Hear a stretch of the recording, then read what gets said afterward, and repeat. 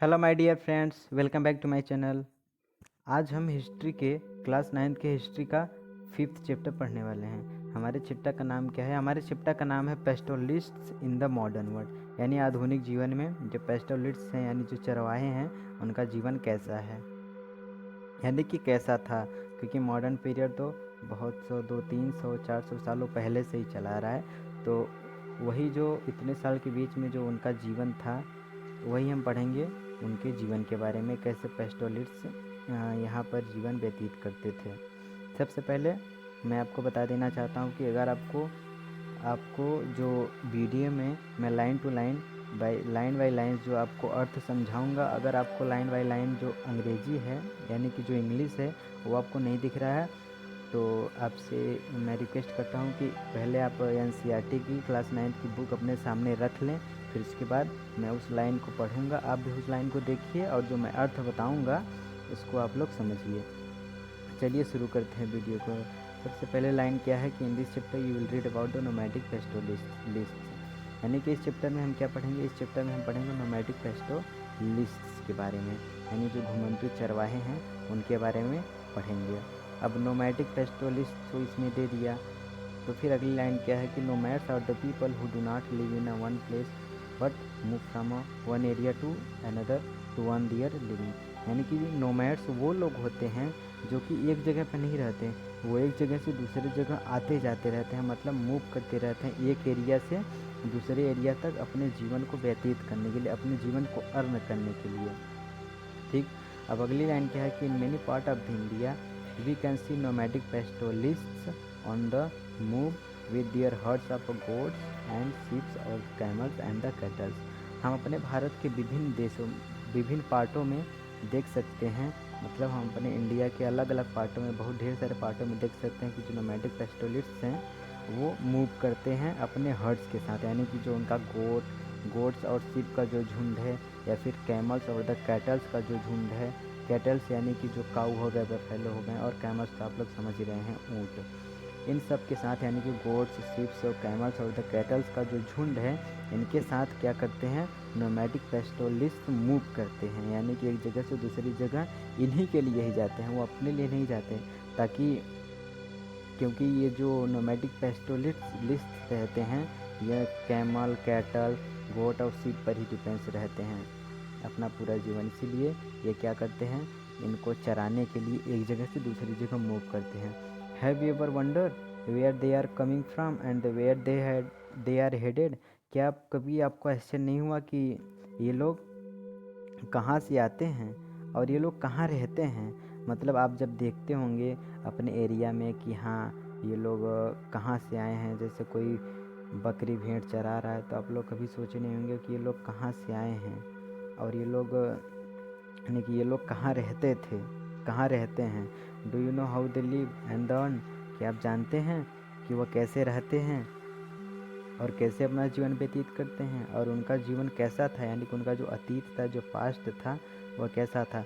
आज हम वही इस चैप्टर में सब कुछ पढ़ेंगे कि वह कहाँ से आए थे, कहाँ से आते हैं और कहाँ रहते हैं और कैसे अपने जीवन को जीते हैं, वही सब पढ़ेंगे। तो अगली लाइन क्या है कि पेस्टोलिस्ट rarely enter the pages of history text book, यानी जो पेस्टोलिस्ट हैं वो कभी कभी हमारे हिस्ट्री के टेक्स्ट बुक में आते हैं, इंटर करते हैं, प्रवेश करते हैं। यानी कि हम हिस्ट्री टेक्स्ट बुक में पेस्टोलिस्ट के बारे में कभी कभी पढ़ते हैं, हमेशा नहीं पढ़ते। कभी कभी देखिए कि when you read about the economy, जब आप अर्थशास्त्र के बारे में पढ़ते हैं, चाहे वो आपकी हिस्ट्री की क्लास हो या इकोनॉमिक्स की क्लास हो, यानी कि जो अर्थशास्त्र के बारे में जो आप पढ़ते हैं, या तो हिस्ट्री की क्लास में पढ़ेंगे या तो इकोनॉमिक्स क्लास में पढ़ेंगे। अगर हिस्ट्री और इकोनॉमिक्स क्लास में आप पढ़ेंगे कि you learn about the agriculture and the industries, आप एग्रीकल्चर के बारे में भी पढ़ेंगे, इंडस्ट्रीज़ के बारे में पढ़ेंगे, और कभी कभी तो आप आर्टिसियंस के बारे में पढ़ेंगे, यानी कि जो आर्टिसियन जो चित्रकला बनाते हैं, जो चित्र बनाते हैं और ढेर सारी जो चीज़ें बनाते हैं, आर्टिसियंस उन्हीं को कहते हैं। तो आप एग्रीकल्चर के बारे में भी पढ़ेंगे, इंडस्ट्रीज़ के बारे में पढ़ेंगे, आर्टिसियन के बारे में भी पढ़ेंगे, बट रेयरली अबाउट पेस्टोलिस्ट्स, यानी कि आप कभी कभी सिर्फ पेस्टोलिस्ट्स के बारे में पढ़ेंगे। इन सब के बारे में तो जिस भी चैप्टर में देखेंगे एग्रीकल्चर और इंडस्ट्री से रिलेटेड कोई ना कोई चीज़ आ ही जाएगा, लेकिन पेस्टोलिस्ट के बारे में आप कभी कभार बस पढ़ते हैं और समटाइम्स। और अगली लाइन क्या है कि as if their life do not matter, ऐसा लगता है कि उनका जीवन का कोई महत्व नहीं है। तो जब उनके जीवन का कोई महत्व ही नहीं है तो हम उनके बारे में क्यों पढ़ रहे हैं। यानी कि as if they are the figure from the past who have no place in the modern society, उनका फिगर ऐसा हम सोचते हैं कि वो लोग ऐसा हैं जैसे कि उनका अतीत बीत चुका है और उनका लाइफ का यानी कि उनके जीवन का इस मॉडर्न सोसाइटी में कोई स्थान ही नहीं है, हम लोग ऐसा सोचते हैं।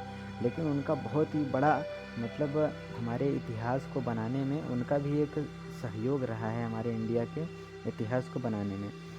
फिर अगली लाइन है कि in this chapter you will see how pastoralism has been important in the societies like India and the Africa। इस चैप्टर में आप यह भी पढ़ेंगे कि जो पेस्टोलिज्म है वह किस प्रकार से इंडिया और अफ्रीका के सोसाइटी में बहुत ही इम्पोर्टेंस रखता है, यानी कि किस प्रकार से इसका महत्व है इंडिया और अफ्रीका के सोसाइटी में, किसका, पेस्टोलिज्म का, यानी कि जो पेस्टोलिस्ट की सोसाइटी है उनका। You will read about the way colonialism impacted their lives। आप यह भी पढ़ेंगे कि किस तरीके से जो कोलोनलिज्म आया उनके जीवन पर प्रभाव डाला and how they have coped with the pressure of the modern society. और आप यह भी पढ़ेंगे किस प्रकार से उन्होंने जो आधुनिक समाज है यानी कि आधुनिक समाज से कैसे उन्होंने डट कर सामना किया और अपने जीवन को जिया, यानी कि आधुनिक जीवन के यानी कि जो आधुनिक समाज है उनका प्रेशर, उन्होंने उनके प्रेशर का कैसे सामना किया। यानी कि वो लोग ऐसे लोग थे, उनको क्या करते थे लोग ना तो कुछ समझते थे ना कुछ भी नहीं समझते थे और इसीलिए उनको बहुत ही मतलब परेशान किया जाता था, एक तरह से मान सकते हैं। तो उसी तरह से कैसे कोलोनलिज्म आया और उनके लाइफ पर इम्पैक्ट पड़ा और किस प्रकार से वो मॉडर्न सोसाइटी के प्रेशर से डट कर सामना किया, ये पढ़ेंगे।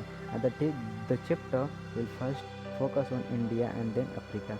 इस चैप्टर में सबसे पहले आप पढ़ेंगे इंडिया के बारे में, यानी कि इंडिया में जो पेस्टोलिज्म था वो कैसा था, फिर उसके बाद अफ्रीका में पढ़ेंगे अफ्रीका में कैसा था, क्योंकि इसमें इस चैप्टर में अभी तो दो ही देशों का इम्पोर्टेंस दिया गया है कि दो ही देशों में कैसे पेस्टोलिज्म इम्पोर्टेंस था इंडिया और अफ्रीका की सोसाइटी में। तो सबसे पहले हम इंडिया के बारे में पढ़ेंगे, फिर उसके बाद हम पढ़ेंगे कि अफ्रीका में कैसा था।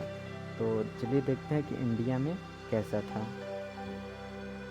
तो हमारा जो अगला टॉपिक है वो क्या है, हमारा जो अगला टॉपिक है वो है pastoral nomads and their movement, यानी जो घुमंतू चरवाहे हैं वो लोग और उनका मूवमेंट, किस तरह वो मूव करते थे और क्यों मूव करते थे, वही इसमें पढ़ेंगे। सबसे पहले तो इंडिया में जो पेस्टोलिस्ट हैं वो दो जगह पे पाए जाते हैं, या तो माउंटेन्स पर पाए जाएंगे या तो प्लेट्यूज पर पाए जाएंगे, यानी या तो पहाड़ी इलाके में पाए जाएंगे या तो समतल भूमि पर पाए जाएंगे। तो सबसे पहले हम फोकस करेंगे कि माउंटेन्स पर जो यानी कि माउंटेन्स पर जो लोग थे जो पेस्टोलिस्ट थे उनके बारे में। तो चलिए देखते हैं क्या है कि in the mountains even today the Gujjar Bakarwals of the Jammu and the Kashmir are a great herders of a goat and the sheep, यानी कि आज भी जम्मू कश्मीर में एक पेस्टोलिस्ट की एक कम्युनिटी रहती है जिसका नाम है गुज्जर बकरवाल्स। वह आज भी जम्मू कश्मीर में रहते हैं और शिप्स और गोट्स के बहुत बड़े हर्डर्स हैं, यानी कि बहुत बड़ी मात्रा में वो शिप्स को और गोट्स को रखते हैं और उनको चराते हैं। And many of them migrated to this region in the 19th century in the search of pastures for their animals। इनमें से जो जम्मू कश्मीर जो गुज्जर बकरवाल्स हैं वो ज़्यादातर उनमें से 19th सेंचुरी में माइग्रेट करके आए थे, यानी कि किसी जगह से वो माइग्रेट करके जम्मू कश्मीर में आके बस गए। कब माइग्रेट करके आके बस गए? 19th सेंचुरी में। किस लिए? In search of pastures for their animals, अपने एनिमल्स के पास्चर की खोज में, यानी कि उनके वो मान लीजिए कि वो पहले जहाँ पर रहते थे वहाँ पर उनके एनिमल्स के लिए न तो पर्याप्त मात्रा में ग्रासेस थी, न तो वहाँ का फील्ड ऐसा था कि जहाँ पर ग्रासेस उग सकें, तो इसीलिए वो क्या कर दिए, माइग्रेट कर दिया, वहाँ से दूसरी जगह चल दिए।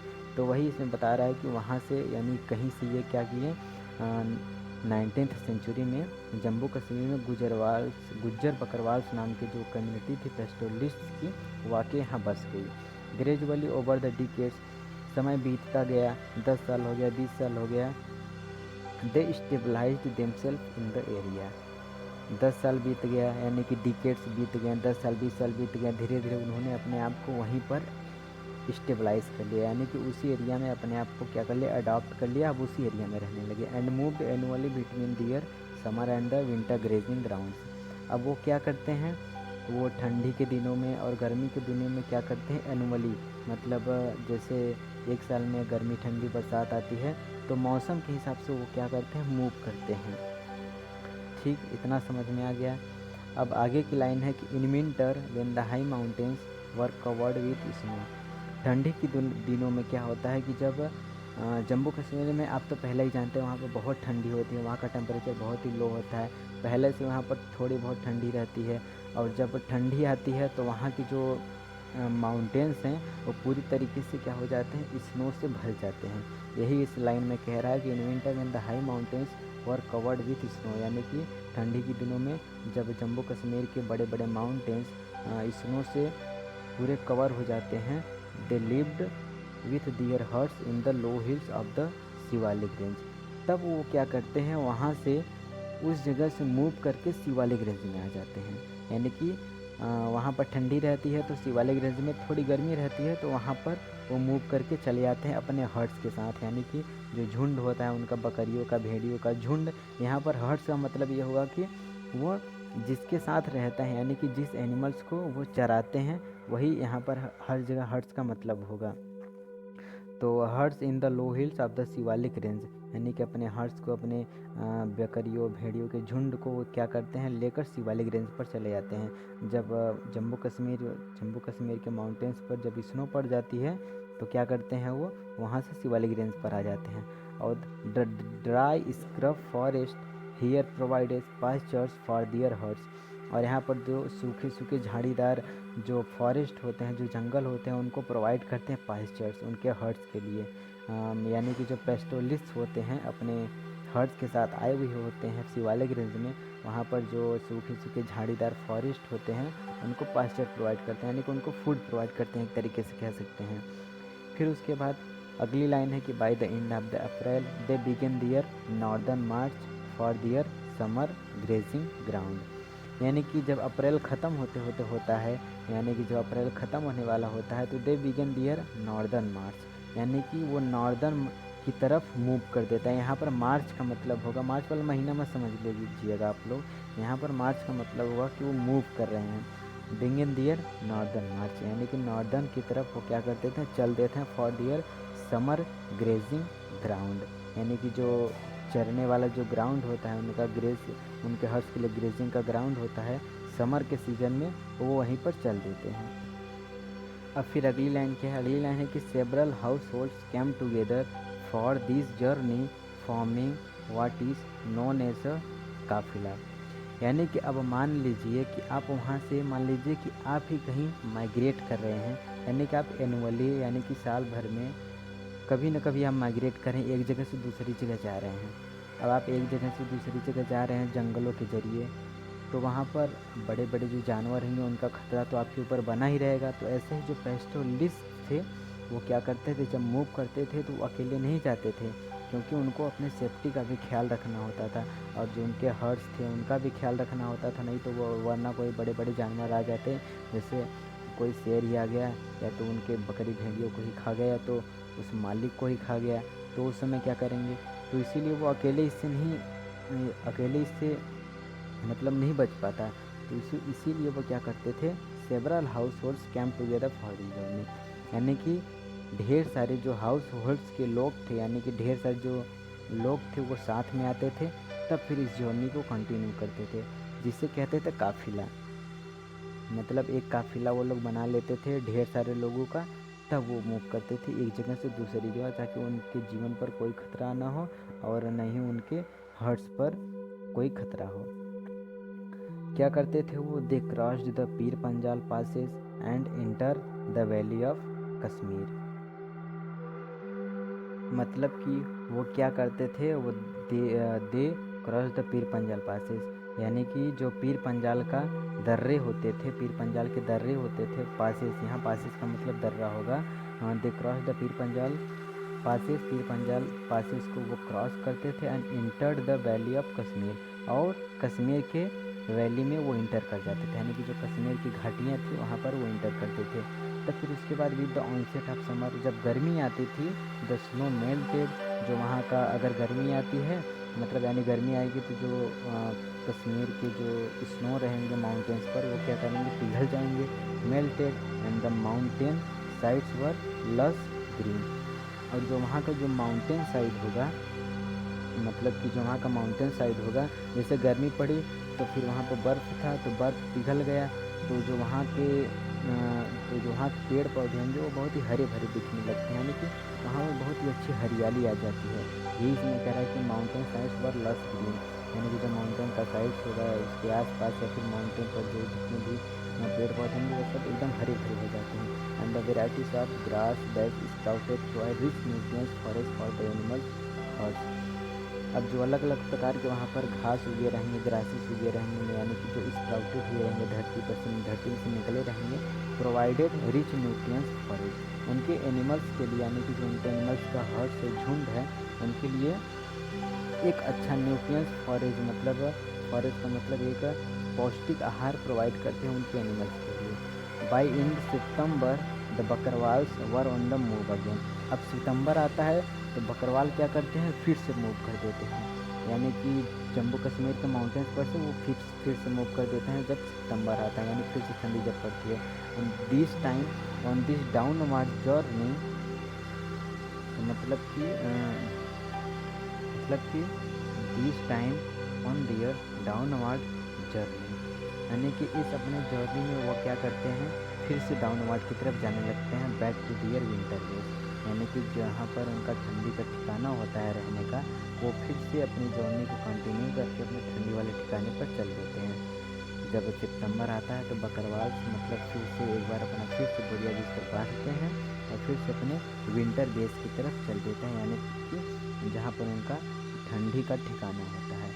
मतलब कि जब वो when the high mountains were covered with snow, यानी कि जब बड़े बड़े जो माउंटेन्स होते हैं वो स्नो से घिर जाते हैं, बर्फ़ से घिर जाते हैं, तो अपने हर्ट्स के साथ वो लो हिल्स पर ग्रेज करने चल देते हैं।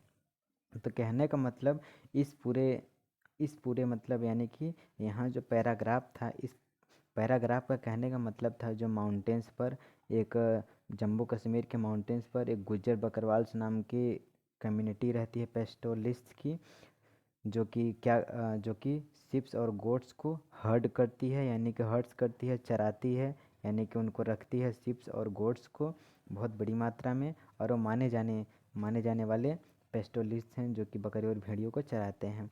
ज़्यादातर माइग्रेट किए थे या 19th सेंचुरी में यहाँ जम्मू कश्मीर में आके बस गए थे, फिर उसके बाद धीरे धीरे उन्होंने अपना जीवन को यहीं पर स्टेबलाइज कर लिया और यहीं से सीजनली क्या करते थे, मूव करते थे, यहीं से सीजनली मूव करते थे। ठंडी के दिनों में ठंडी जब आती थी, जब बर्फ़ जम जाते थे माउंटेन्स पर कश्मीर के, तो वो शिवालिक रेंज की तरफ चले जाते थे। फिर उसके बाद जब फिर से वहाँ पर फिर से जब स्नो पिघल जाती थी कश्मीर में, तो वो फिर से वापस चले आते थे। और फिर जब ठंडी आती थी सितंबर के मंथ में, तो फिर से वो लो हिल्स पर चले जाते थे। ऐसे ही ये लोग क्या करते थे, ऐसे ही पूरा प्रोसेस साल में करते थे। तो यहाँ तक तो आपको अच्छे से समझ में आ गया होगा, मुझे उम्मीद है कि आप लोगों को समझ में आ गया होगा। अगर कुछ मुझसे गलती हुई होगी, अगर अच्छे से नहीं समझा पाया हूँगा तो उसके लिए माफ़ी चाहता हूँ। आज तक के लिए यहीं तक समझाना चाहता हूँ, और अगली वीडियो में इसके आगे से मैं आप सबको समझाऊंगा, यानी कि यहाँ तक मैंने समझा दिया है लो हिल्स तक, अब इसके आगे से मैं दूसरे वीडियो में बताऊंगा। तब तक के लिए थैंक यू।